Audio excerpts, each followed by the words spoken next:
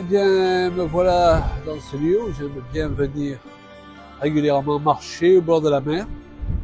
Wow, l'eau, la mer, ça rien de tel pour moi. Je suis né dans le sud de la France et c'est vraiment un grand plaisir pour moi de me retrouver au bord de la mer. Ça fait partie de mon identité, la mer.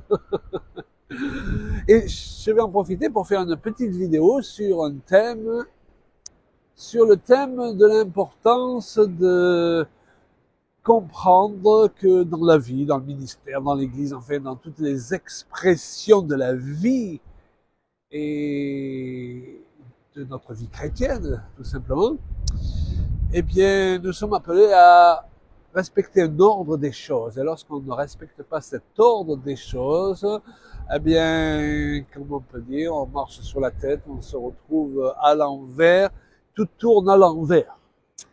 Et cet ordre des choses, il concerne 4 points bien particuliers. Alors, évidemment, il y a la relation d'abord que nous sommes appelés à développer avec le Seigneur, donc notre relation avec Dieu qui passe en priorité, parce que de là dépend tout le reste. Je tiens simplement à expliquer que notre relation avec Dieu, eh bien, elle ne dépend pas obligatoirement, comme certains l'ont cru à une période, de notre culte personnel tous les matins qui devrait durer tant de temps. Si c'est votre forme, c'est bien. Personnellement, le matin, je prends le temps avec le Seigneur. Mais avant tout, l'importance, c'est de pouvoir entretenir cette relation dans la journée avec le Seigneur partout où nous nous trouvons. Certaines personnes ont leur culte personnel et puis après ils sont déconnectés de Dieu pendant tout le reste de la journée. Alors, c'est ce qui choquait parfois certaines personnes vis-à-vis de Catherine Kuhlman. Ils n'avaient pas l'impression qu'elle passait tant de temps que ça dans un culte personnel le matin, quoiqu'ils ne connaissaient pas les détails de sa vie. Mais elle expliquait cela en disant, mais de toute façon, toute la journée, je suis connecté avec Dieu et je lui parle. Donc notre relation avec Dieu, c'est une relation proche. C'est une relation pas d'un instant, pas d'un lieu en particulier. C'est une relation dans tous les endroits où on peut se trouver et à tous les moments. Ensuite, eh bien, il y a notre relation, si nous sommes mariés, avec notre conjoint.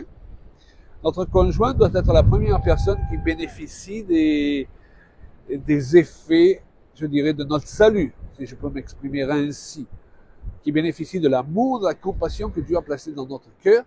Et s'il est important de préciser cela, c'est qu'il y a toute une époque, et parfois encore aujourd'hui, où beaucoup de personnes qui veulent servir Dieu, eh bien, le servent en faisant passer leur famille en dernier, et on peut le dire même pour certains, en sacrifiant leurs enfants et leurs conjoints sur l'autel du ministère. Et il ne faut pas qu'il en soit ainsi. Pourquoi? Parce que la Bible nous enseigne clairement que notre première église, c'est notre maison. Et si nous ne sommes pas bons dans ce domaine, dans le cadre du couple, dans le cadre de la relation avec nos enfants, on ne va pas être bons dans les autres domaines, croyez-moi. À un moment donné, eh bien, nos manquements, notre déséquilibre, nos failles vont nous rattraper. Et c'est ce qui se passe avec beaucoup de serviteurs de Dieu qui ont voulu nous enseigner les valeurs de la famille, les valeurs de la relation avec les enfants et qui finissent par divorcer parce que leurs femmes ne les supportent plus et leurs enfants ne veulent plus les voir. Beaucoup de gens aujourd'hui ne prêchent pas ce qu'ils vivent et ne vivent pas ce qu'ils prêchent. Et il ne pourra pas continuer à être ainsi dans le réveil qui vient au-devant de nous. Un réveil, c'est une plus grande responsabilité vis-à-vis de Dieu. C'est une plus grande bénédiction auquel nous pouvons accéder, évidemment, mais c'est aussi une plus grande responsabilité, un plus grand jugement. Alléluia. Mais si nous marchons dans l'équilibre, eh bien, nous n'avons pas à craindre le jugement. Si nous avons nos priorités bien en place. Et ensuite vient quoi? Ensuite vient ce que je peux appeler d'une manière générale l'Église. Ça veut dire notre relation avec les autres. C'est pas obligatoirement l'église locale, le bâtiment, même si j'encourage chacun à faire partie d'une église locale et à s'y investir à fond, alléluia. Mais c'est notre relation avec les autres. Je peux aller à l'église locale plusieurs fois par semaine et avoir une terrible relation avec mes frères et sœurs. Donc la qualité de notre relation avec les autres est très importante. L'Écriture ne le dit-elle pas, tu aimeras ton prochain comme toi-même, ça veut tout dire. Et le dernier point, bien sûr, c'est notre appel, notre fameux appel, notre appel au ministère, c'est-à-dire notre appel à servir dans un domaine particulier. C'est très important parce que Dieu a placé des ministères, il a donné des dons aux hommes pour l'avancement de son royaume et pour changer le cours des choses sur cette terre. Alléluia! Mais ça ne vient pas en premier parce que le ministère doit être l'expression de l'amour et des dons qu'on a commencé déjà à manifester dans notre propre famille et dans notre relation avec le Seigneur. C'est dans notre relation avec Dieu que nous devenons prophétiques. Être prophétique, c'est quoi? C'est entendre la voix de Dieu. Quand est-ce qu'on entend la voix de Dieu? Eh bien, quand on parle avec Dieu, lorsqu'on passe du temps avec lui, lorsqu'on développe une relation de plus en plus proche avec notre Père Céleste.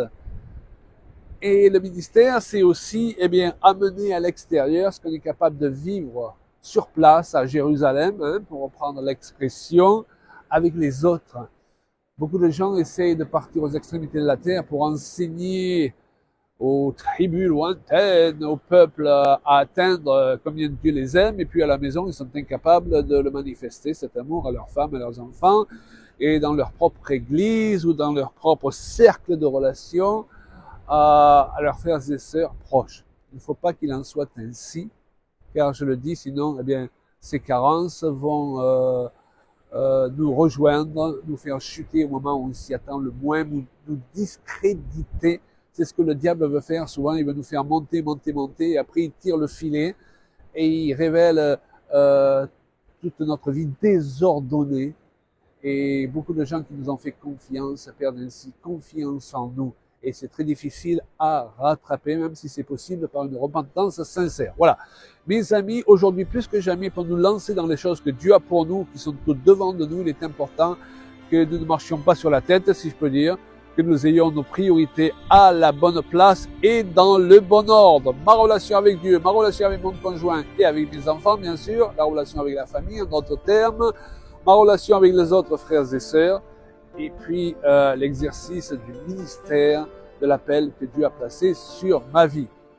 J'espère que vous êtes bénis par cette petite vidéo et je vais vous laisser avec quelques belles images de ce truc fantastique au bord de la mer là. À bientôt.